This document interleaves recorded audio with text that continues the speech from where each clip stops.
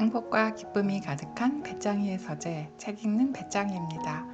오늘 소개드릴 책은 지난 시간에 이어 치유 본능 3장 증상 몸과 소통하다 읽겠습니다. 통증이 나를 살린다. 통해야 통하는 이치. 아픔 없는 삶. 아프지 않고 살아가는 생명이 있을까? 아프면서 성장하고 아프면서 변화된다. 비 온 뒤에 땅이 더 굳고 추운 겨울을 난 씨앗만이 봄에 싹을 틔울 수 있다. 현대 문명은 모든 아픔을 무감하게 만들고 안 아프게 하는 것이 선이라고 생각하게 만들었다. 생명이 보내는 신호들을 그것 자체로 이상 증세라고 보게 만들고 증상을 없애는 것을 곧 치료라고 착각하게 한다. 동물들은 아픔은 느끼지만 괴로워하지 않는다. 강아지나 고양이들은 다치고 상처 입어도 표정이 일그러지지 않는다. 아프지만 그것을 고통이라 여기지 않는 것이다.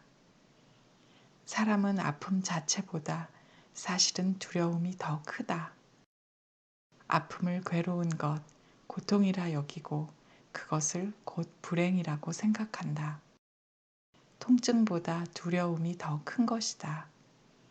불안과 두려움에 기가 꺾이고 풀이 죽는다.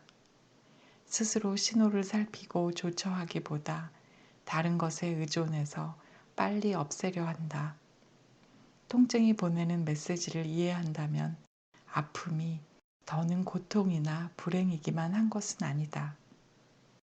어딘가에 문제가 생겨도 아프고 그곳이 다시 좋아지고 살아날 때도 아프다. 통증을 모두 위험한 것으로 바라보면 아픔을 구분하지 못한다.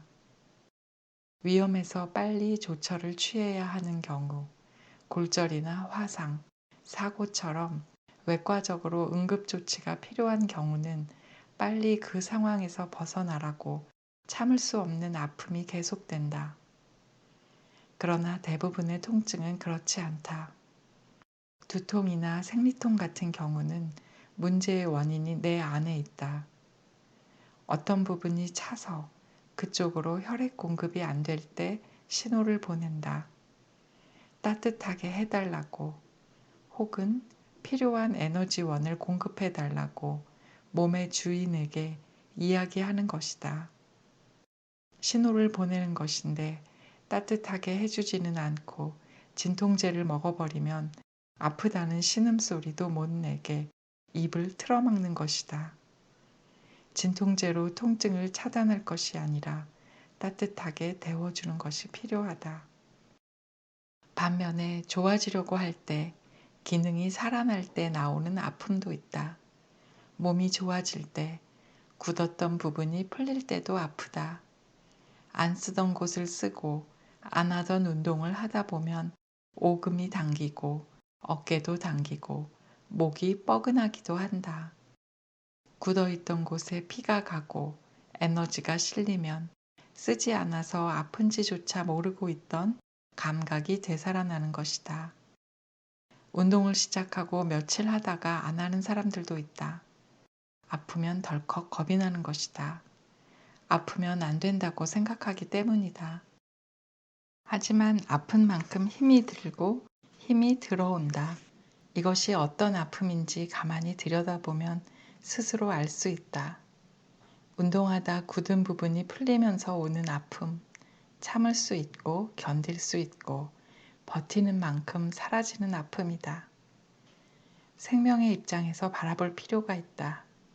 아픔은 고통, 고통은 곧 불행이라고 생각한다면 내 몸 살리는 것은 한계가 있다. 약간의 호전은 되겠지만 궁극적으로 자기 몸을 본연으로 돌리는 것은 어렵다. 통증은 깨달음이다. 깨고 도달하는 과정에서 거쳐야 할 것이 바로 아픔이다. 껍질을 깨는 아픔, 엄마의 좁은 산도를 머리뼈 겹쳐 회전하며 나오는 아픔. 아픔 없이 성장하고 그 다음 단계로 나아갈 수 있는 것이 있는가? 몸도 그렇고 마음도 그렇고 이웃과 더불어 살아가는 세상도 마찬가지다. 그 통증을 외면하고 못 느끼게 하고 못 들은 척 감춰버리면 뿌리는 더 병들어가기 마련이다. 아픔을 감출 것이 아니라 드러내놓고 살피다 보면 그 아픔의 원인이 어디서 오는지 알 수 있다. 통증은 내가 몸이 있다는 것, 그 몸과 마음이 하나라는 것을 일깨워 다시 지금 여기에서 출발할 수 있게 하는 메시지이다. 관념 속에 빠져 있지 말고 남의 눈으로 보지 말고 지금 여기 삶이 일어나는 현장으로 다시 돌아오라는 저 깊은 곳에 있는 의식이 나를 깨우는 신호다. 증상은 생명의 신호, 치유의 과정.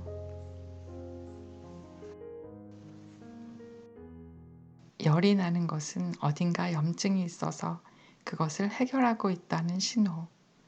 떨리는 것은 추우니 이렇게라도 몸을 떨어서 열을 만들고 있다는 것이다. 피부에 뭔가 생겼다는 것은 몸속 장부에서 미처 처리하지 못한 것을 표면으로 밀어내는 작업을 하고 있다는 것이다.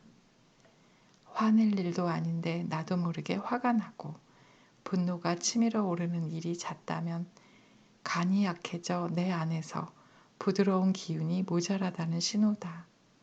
내 몸과 마음에서 일어나는 변화, 아픔, 증상을 살피다 보면 스스로 원인과 답을 찾게 된다.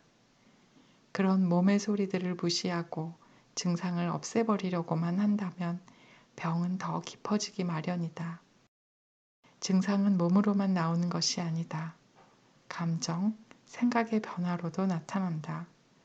불안하기도 하고 두렵기도 하고 공연히 슬프기도 하면서 어떤 감정들이 툭툭 튀어나오는가 하면 이런저런 감정에 휩싸여 끌려가기도 한다. 증상은 불균형, 부조화가 드러나는 과정이기도 하고 한편으로 그것 자체가 치유의 과정이기도 하다. 아프지 않다면 이런저런 증상이 없다면 삶의 속도에 휩쓸려 어디론가 가고 있는 주인에게 몸이 어떻게 신호를 보낼 수 있을까? 자동차를 탈 때 우리는 본능적으로 차의 여러 가지 반응들을 주목한다.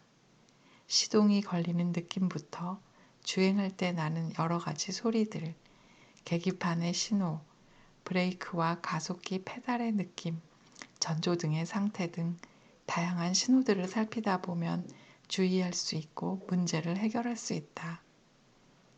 차를 어느 정도 타다 보면 본체를 열지 않고도 짐작할 수 있는 여러 가지 신호들을 알게 된다. 문제가 있는지 없는지 더 주의를 기울인다면 어떤 문제가 있는지도 감을 잡을 수 있는 것이다. 우리 몸에서 일어나는 여러 가지 증상들도 마찬가지다. 내 몸의 신호들을 스스로 이해할 수 있어야 한다. 현대 의료의 치료는 증상이 나타나는 것을 비정상이라고 판단하고 그것을 없애거나 완화시키는 데 초점이 맞춰져 있다.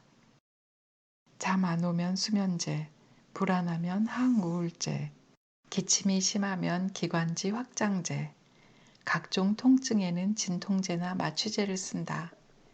근본적인 원인을 해결해서 몸을 건강한 상태로 되돌리는 것이 아니라 증상을 감추고 무감각하게 만드는 것이다. 두통이 있을 때 진통제를 먹고 머리가 아픈 것을 못 느낀다면 좋아진 것인가? 혈당이 높을 때 인슐린을 써서 혈당을 낮추면 췌장이 좋아진 것인가? 증상이 덜해지거나 없어졌다고 해서 치료가 된 것일까? 증상을 눌러놓고 감춰두는 사이 병은 더 깊어진다. 마치 자동차 계기판에 들어오는 비상등의 전원을 차단해버리는 것과 같다. 생명의 신호, 무시할수록 더 강해질 수밖에 없다. 몸이 보내는 신호를 약에 의존해 차단하고 무시하게 되면 생명의 신호는 더 강해질 수밖에 없다. 약을 먹을 때는 괜찮다가 약 기운이 떨어지면 더 고통스럽게 증상이 두드러진다.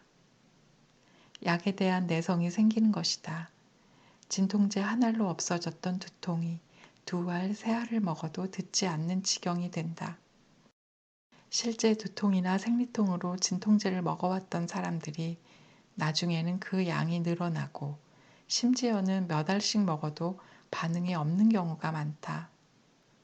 항생제를 자꾸 쓰면 외부의 균을 이겨낼 자체 면역력은 더 떨어진다. 간경화 진단을 받은 사람들 상당수가 10년 이상 편두통을 앓아온 경우가 많다. 당장 머리 아픈 것을 진통제로 눌러놓으며 살다 보니 정작 간과 쓸개가 약해지고 있다는 것은 눈치채지 못하는 것이다. 부드럽던 간 조직이 굳어서 딱딱해지는 지경에 이르러서야 진단을 받는다. 병원에서 진단을 받을 정도면 병은 이미 상당히 진행된 후다. 열이 날 때 체온계의 온도만 보고 해열제부터 쓴다면 싸워보지도 못하고 무장해제 당하는 격이 될지 모른다. 몸의 입장에서는 염증을 몰아내느라 체온을 끌어올리고 있는데 강제로 열을 떨어뜨리게 되면 몸이 하는 자연스러운 치유 작업을 방해하는 셈이다. 해열제를 써서 열이 떨어지면 그 순간은 안심할지 모르지만 저녁이 되면 열이 또 오르고 다음 날이 되면 열이 또 오른다. 근본 원인인 염증을 해결할 때까지 몸은 계속 체온을 끌어올린다. 아토피를 앓는 아이들 중에는 어렸을 때 원인을 알 수 없는 고열에 시달리고 나서 아토피 증상이 나왔다는 경우가 꽤 있다. 몸속에서 염증을 해결하는 작업 중인데 해열제를 며칠이고 쓰게 되면서 몸에서 해야 할 해독 작업을 미처 다 하지 못하고 피부로 밀어내게 되는 것이다. 열이 난다고 해서 두려워하거나 겁부터 낼 일이 아니다. 지금 내 몸이 하고 있는 자연 치유 작업을 어떻게 도와줄지 살펴봐야 한다. 육아서적이나 인터넷 건강정보처럼 그렇게 끔찍하고 심각한 열은 흔치 않다. 체온계상으로는 고열이지만 체온계의 온도는 피부 표면의 열이다. 몸속까지 뜨거운 것이 아니다. 열이 날 때 더 따뜻하게 해주면 몸이 데워져 땀이 나면서 열이 떨어지는 경우가 많다. 내 몸의 입장에서 보면 더 이상 열을 올릴 이유가 없기에 자연스럽게 열이 떨어지는 것이다. 잘 알려진 이솝 우화 중에 바람과 태양이 나그네의 외투를 누가 먼저 벗기나 내기하는 이야기가 있다. 바람은 당연히 이길 거라 생각하고 거센 바람으로 나그네의 옷을 억지로 벗겨보려 했지만 그럴수록 나그네는 옷깃을 더 세게 여민다. 반면에 태양은 그저 내리쬐기만 했는데 나그네는 외투를 벗어버린다. 체온이 높다고 해열제를 써서 억지로 몸을 식혀버리면 몸은 더 강하게 반발할 수밖에 없다. 바람으로 억지로 옷을 벗기려고 하면 생명 입장에서는 옷깃을 더 여밀 수밖에 없는 이치다. 생명은 따뜻하면 벗고 추우면 입는 모든 과정을 스스로 하며 산다. 몸이 지닌 자연 치유력을 믿고 그것이 제대로 발현될 수 있도록 돕는다면 심각하게 느꼈던 증상들도 자연스럽게 사라지는 법이다. 증상이 나온다는 것, 힘이 있다는 것, 이유 없이 나오는 증상, 아픔, 반응은 없다. 뾰루지 하나, 사마귀 하나에도 다 이유가 있는 법이다. 빨리 제거해버리거나 연고를 써서 서둘러 닦지 않게 만들면 입구를 막아버리는 것과 같다. 화산이 폭발할 때 용암이 분출하는 이유는 화산 아래의 열기 때문이지 화산 입구의 문제가 아니다. 입구를 막는다면 나올 길을 못 찾은 열기는 다른 구멍으로 분출된다. 아토피나 여드름도 마찬가지다. 문제는 속에서부터 나온다. 겉에 보습을 하고 연고를 바르고 입구를 틀어 막으면 잠시 괜찮아 보일런지 몰라도 피부는 또 다른 구멍을 찾을 수밖에 없다. 실제로 우리 할머니들은 홍역이나 수두 같은 경우도 몸을 따뜻하게 해서 땀을 내고 자연스럽게 열이 떨어지고 증상이 없어지도록 해주었다. 아토피로 진단받은 사람들이 피부만 보고 있어서는 근본적으로 좋아질 수 없다. 아토피나 비염, 천식과 같은 알레르기성 질환이라고 불리는 것들은 증상 자체가 불편하고 힘들어 그저 두고 보기가 쉽지 않다. 그렇다고 해서 증상을 없애기 위해 무리하게 약을 쓰고 시술을 하다 보면 오히려 건강을 해치게 되는 경우가 많다. 겉으로 밀어낸다는 것은 장부에 힘이 있다는 얘기다. 정말 균형이 심하게 깨진 경우나 속병이 깊어지면 자각 증상을 못 느끼는 경우도 많다. 우리가 사는 세상도 몸과 마찬가지다. 아픔을 숨기려고만 하고 신음소리를 틀어 막으려고 하면 할수록 저항은 더 거세질 수밖에 없다. 아픔의 원인이 무엇인지 근본을 해결하지 않고서 증상만 감추려는 대증요법은 결국 속으로 병을 키운다. 증상이 나오는 것은 밀어내야 할 것이 있다는 뜻이다. 스스로 살기를 포기하지 않는 이상 몸은 메시지를 계속 보낼 수밖에 없다. 우리 몸에는 닫혀 있는 내부의 기관들과 외부를 연결하는 구멍들이 있다. 얼굴에 7개, 몸 아래에 남자는 2, 여자는 3. 이 구멍은 소우주와 밖을 연결하고 있는 통로다. 음식도 취하고 소리도 듣고 숨도 쉬고 몸속 배설물을 밖으로 내보내기도 한다. 몸의 뿌리인 장부와 경락으로 연결되어 있어 장부의 상태를 알 수 있다. 눈을 보고 간담의 상태를 읽고 입을 보고 위장의 건강을 알 수 있다. 코는 폐의 상태를, 귀는 신장의 상태를 나타낸다. 구멍을 통해서 외부로 나오는 여러 가지 반응인 눈물, 콧물, 설사, 구토, 코피, 하혈, 땀, 진물, 고름 등은 모두 속에서 자연스럽게 쏟아져 나오는 것들이다. 억지로 막아버리는 것은 하수구 구멍을 틀어막는 것과 같다. 설사할 때 지사제를 함부로 쓰면 장폐색이 일어나기도 하고 흐르는 코피를 억지로 지혈시키면 뇌에서 문제가 생기기도 한다. 겨드랑이나 손에서 나는 땀이 많이 난다고 신경을 잘라버리면 다른 곳에서 땀이 나면서 증상이 더 심해지는 것이다.